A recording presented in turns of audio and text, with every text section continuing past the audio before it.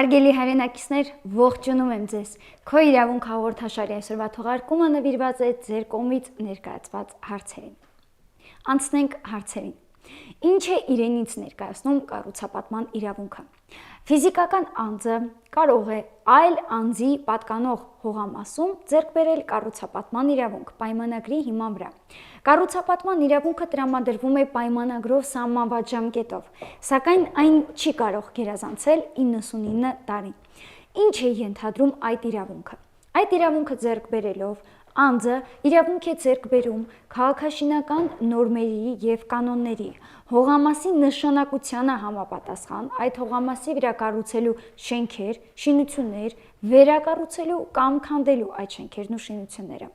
Ընդ որում, եթե շենքեր է կառուցել ինչ-որ մեկը, շինություն է կառուցել կամ կատարել է անբաժանելի բարելավումներ, ապա այդ բարելավումները չեն հատուցվում և կառուցված շենքերն ու շինությունները մնում են հողամասի սեփականատիրոջ սեփականությունը, ով է համարվում անարժան ժառանգ։ Հարգելի հայրենակիցներ, հասարակության մեջ կա թյուրըմբռնում, որ եթե պայմանականորեն զավակը չի զբաղվել իր ծնողի խնամքով, ապա համարվում է անարժան ժառանգ։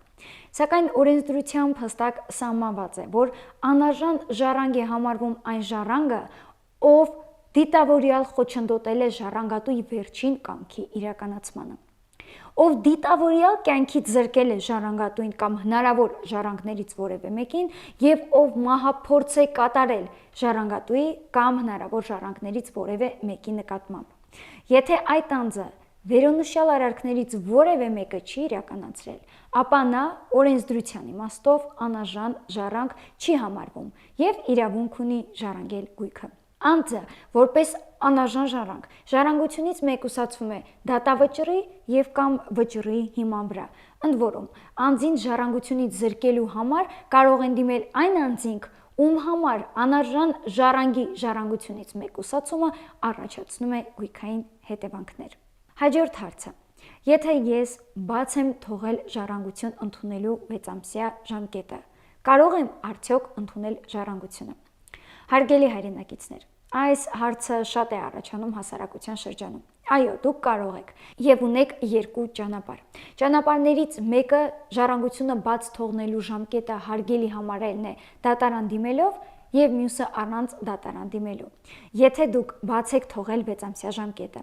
Սակայն մյուս ժառանգները գրավոր տալիս են համաձայնություն, որպեսզի դուք ժառանգեք գույքը, ապա տվյալ դեպքում դատարան դիմելու անհրաժեշտություն չկա։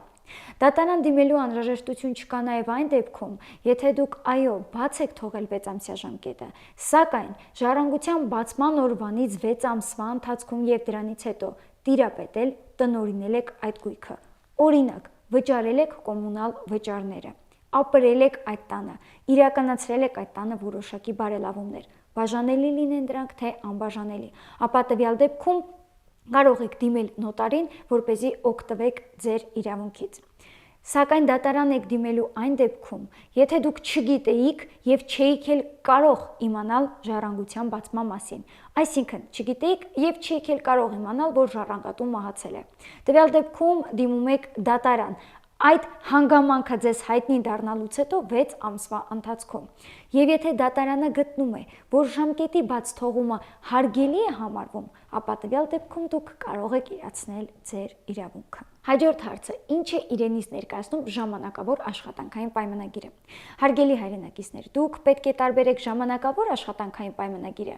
որոշակի ժամկետով կնքված աշխատանքային պայմանագրի հետ, որովհետև որոշակի ժամկետով աշխատանքային պայմանագիրը կարող է կնքվել պայմանականորեն 8 ամիս, 7 ամիս, 1 տարի և այլն։ Սակայն ժամանակավոր աշխատանքային պայմանագիրը մինչև 2 ամիս ժամկետով կնքված աշխատանքային պայմանագիրն է։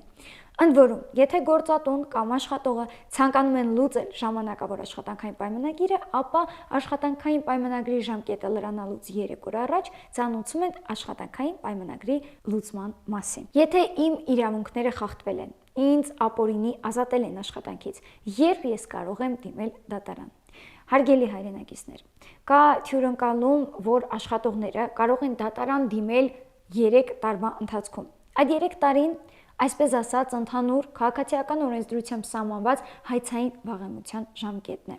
Խնդրում եմ չխառնեք այդ ժամկետը աշխատանքային օրենսդրությամբ սահմանված ժամկետի հետ, որովհետև եթե ինձ ապօրինի ազատել են աշխատանքից կամ իմ աշխատանքային պայմանները ապօրինի փոփոխել են, ապա ես իրավունք ունեմ դիմել դատարան սահմանված անհատական իրավական ակտը ստանալուց 2 ամսվա ընթացքում։ Ինձ եթե աշխատանքից ազատել են այսօր, ես ծանոթացել եմ այդ ակտի բովանդակությանը վաղը, ապա վաղվանից սկսած 2 ամսվա ընթացքում դուք իրավունք ունեք դիմել դատարան։ Իսկ եթե ձեր նկատմամբ կիրառվել է որևէ կարգապահական տույժ եւ դուք ցանկանում եք վերացնել դիմել դատարան, որպեսզի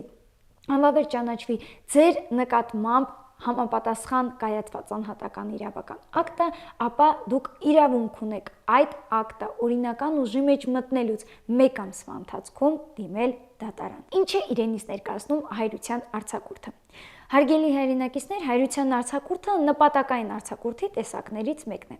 ինչը այն ենթադրում, որ երեխայի ծնվելուց հետո 30 օրվա ընթացքում հայրը կարող է դիմել իր գործատուին, որպեսզի վերջինիս տրամադրվի 5 օր, 5 աշխատանքային օրվա մասին է խոսքը, 5 օր արձակուրդ, որն էլ կոչվում է հայրության արձակուրդ։ Ընդ որում, դրական որպես արձագանք նշեմ, որ հայրության արձակուրդը ներկայումս շատ տարածված է եւ հայրիկներն օգտվում են իրենց արձակուրդներից։ Ինչով են իրանից տարբերվում պարգևավճարը եւ հավելավճարը։ Հարգելի հայրենակիցներ, դրանք հիմնական աշխատավարձի նկատմամբ հաշվարկվող լրացուցիչ վարձատրություն են։ Եթե պարգևավճարը տրամադրվում է երկարամյա ծառայության, աշխատանքային պարտականությունները բարեխիղճ եւ գերազանց իրականացնելու համար, ապա հավելավճարը վճարվում է որակավորման, գիտական աստիճան, դասային աստիճան եւ աշխատանքային ստաժի համար։ Իմ արձակուրդը մասերով չեն տրամադրում։ Արդյոք այդպիսի իրավունք ունի գործատուն։ Հարգելի հայրենակիցներ, նախ ասեմ, որ 5-օրյա աշխատանքային շաբաթի դեպքում ամենամյա արձակուրդը կազմում է 20 աշխատանքային օր։ 6-օրյա աշխատանքային շաբաթի դեպքում ամենամյա արձակուրդը կազմում է 24 աշխատանքային օր։ Ամենամյա արձակուրդը կարող է տրամադրվել ինչպես ամբողջությամբ, այնպես էլ մասերով, բայց այնպես, որ մասերից մեկը